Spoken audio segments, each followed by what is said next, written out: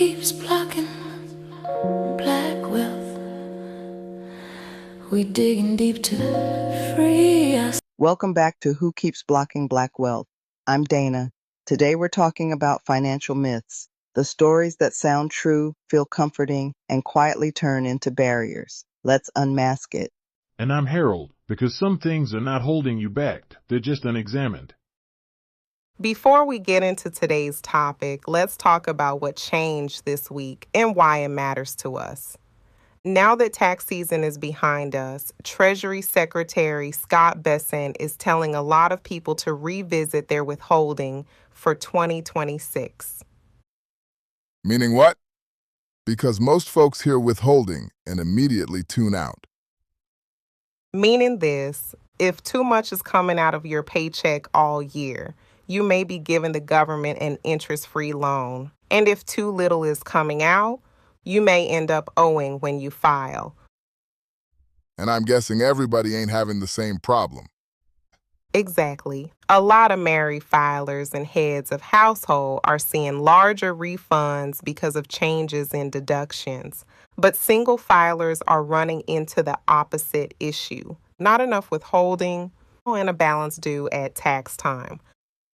Right. And the real issue isn't the refund or the balance due. It's that most people don't understand how their money is being adjusted before it even hits their account.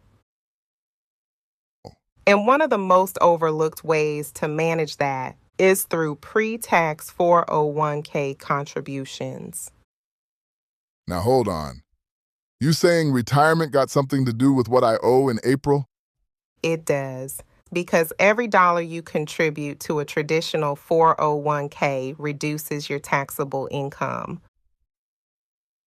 So in practical terms, a $1 contribution doesn't cost you a full dollar in your take-home pay. At roughly a 21% federal rate and about 4% state, that $1 might only reduce your net pay by around 75 cents. So you putting a dollar away, but it don't feel like a dollar leaving your pocket. Exactly. Which means for someone who's under withheld, increasing contributions can help reduce what they owe while still building something for the future. So once again, it ain't just about how much money you make. It's about what you actually do with it. Exactly. And when you really look at that, what you're given and what you choose to do with it, Scripture has already been speaking to this. In Proverbs it says, "There is that maketh himself rich, yet hath nothing. There is that maketh himself poor, yet hath great riches." Now that right there, that challenges how we define wealth. Because you can look at somebody, see what they have, and still not understand what position they're actually in. Now you stepping into something right there. Because folks love to measure success off what they see. Exactly, but the verse is saying what you see and what actually is are not always the same. Now hold on. Let me put something on that.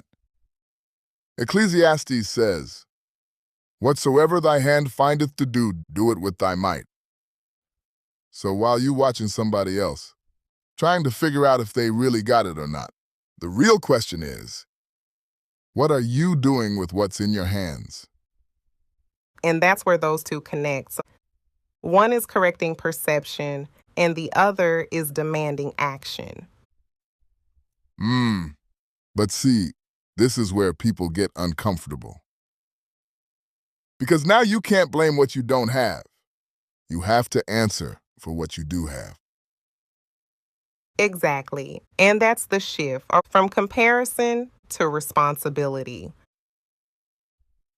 And then in the New Testament, Jesus makes it even clearer. In Matthew, it says, "For the kingdom of heaven is as a man traveling into a far country who called his own servants and delivered unto them his goods.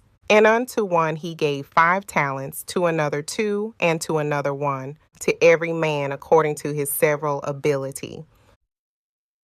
Then he that had received the 5 talents went and traded with the same, and made them other 5 talents. And likewise, he that had received 2, he also gained other 2. But he that had received 1 went and digged in the earth, and hid his Lord's money. His Lord said unto him, Well done, thou good and faithful servant. But his Lord answered and said unto him, Thou wicked and slothful servant. So now it's not just about what you see, and it's not just about what you have. It's about what you do with it. Because the difference wasn't in what they were given, it was in how they responded. And that's the call to action. You don't wait for more, you move with what you already have. All right. Before Dana turns this into a full financial revival, let's take a coffee break. And honestly, if you're trying to keep up with markets, policy, and all the ways money moves, you need to stay sharp. That's why I like strong coffee. It's not just coffee for a quick jolt.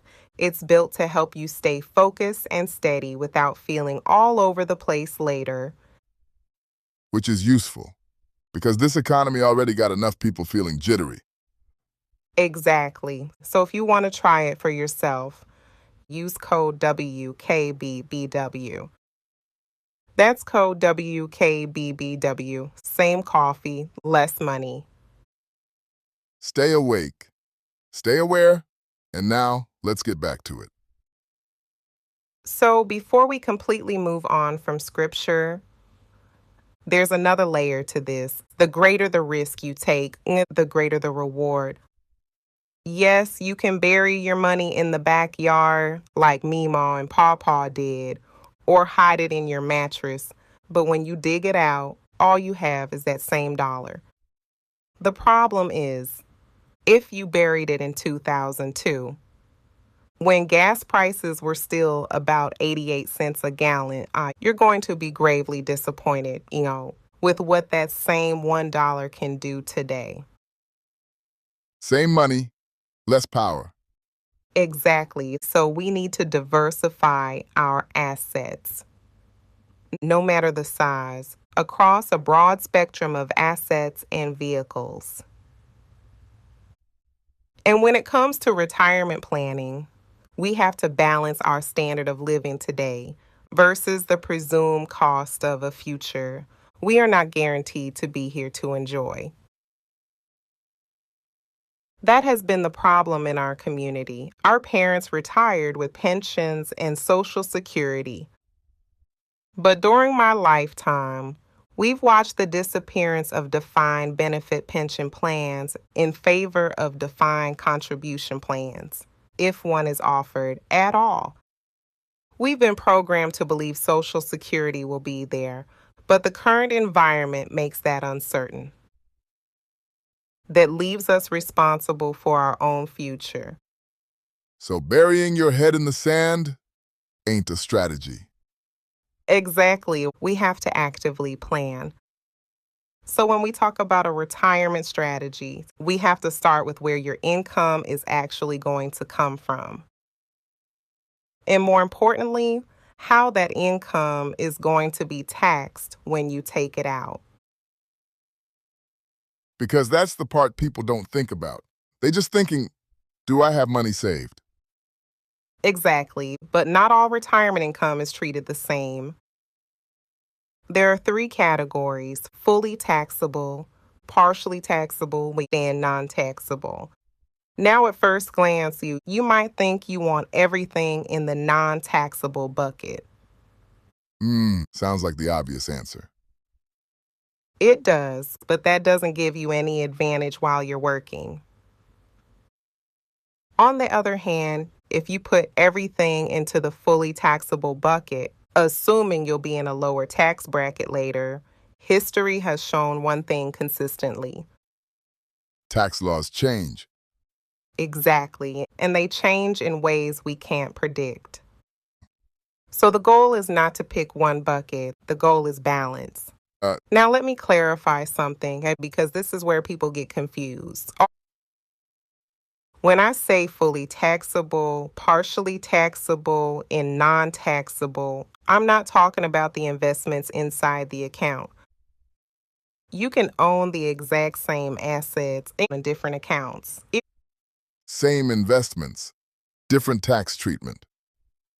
Exactly. The difference is how the money was taxed before it went in and how it's taxed when it comes out. Let's start with fully taxable. This includes things like traditional IRAs and 401ks. The money goes in pre-tax. So if your total tax rate is around 25%, a $1 contribution only costs you about 75 cents in take-home pay. So you putting in $1, but only feeling 75 cents leave? Exactly. And before we even start assigning strategies, you have to define what retirement actually looks like for you. Where do you live? What does your day-to-day look like? What does it cost? Because until you put a price tag on your future, you don't have a plan, you have a guess. And you can't build a strategy on a guess. Exactly. So over the next few episodes, we're going to examine the vehicles within each tax bucket and how they should be positioned within your portfolio. Yes, portfolio. Even if it's only $5 in Robinhood, let's move with purpose. We're also going to cover healthcare planning and estate planning. Because random ain't a strategy. Next episode, we'll show you how to create the plan and why you can never start too early. And that's how you stop wealth from being blocked. So here's the truth. Wealth inequality isn't always about effort, it's about structure. And once you understand the structure, you stop being confused by the outcome. And start moving different. Exactly. All this talk about systems got me tired. Tired, or just worn out from fighting reality? Both. Well, when it's time to actually rest, I'm reaching for my cozy earth sheets because after a long day like this, comfort isn't optional. These are made from viscose, from bamboo, super soft, breathable, and honestly, once you lay down, you're not getting back up. If you're going to recharge, you might as well do it right.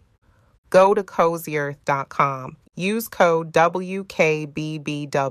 Get 40% off. Wrap yourself in luxury. Yeah, I'm logging off early tonight.